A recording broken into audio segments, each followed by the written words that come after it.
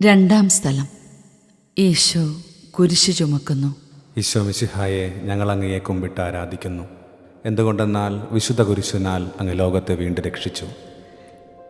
യേശുവും ജോസഫും നല്ല മരപ്പണിക്കാരായിരുന്നു. ഈ നാട്ടിൽ എല്ലാവർക്കും അവരെ അറിയാം. നസ്രത്തിലെ തച്ചൻ പണിതതൊക്കെ ആളുകളെ സഹായിക്കാനുള്ള ഉരുപ്പടികളായിരുന്നു.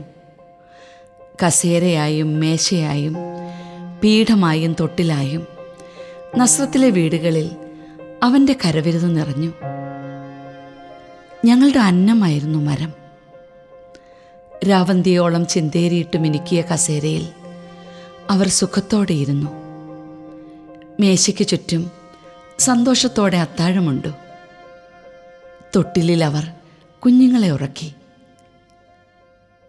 എന്നാൽ അവന് ലോകം സമ്മാനിച്ചത് നാണക്കേടിൻ്റെ മരക്കുരിശായിരുന്നു. അവൻ ആ കുരിശു പിടിച്ചു നിൽക്കുന്നത് കണ്ടപ്പോൾ എൻ്റെ ചങ്കിലൂടെ ഒരു വാൾ കയറിയിറങ്ങി. നന്മകൾ മാത്രം സമ്മാനിച്ചവന് എന്തേ ലോകം കുരിശു സമ്മാനിച്ചു? നിങ്ങൾ ആർക്കെങ്കിലും കുരിശു കൊടുത്തിട്ടുണ്ടോ?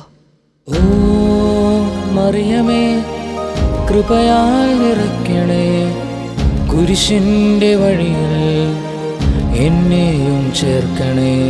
ഓ മറിയമേ, കൃപയാൽ നിറയ്ക്കണേ, കുരിശിൻ്റെ വഴിയിൽ എന്നെയും ചേർക്കണേ.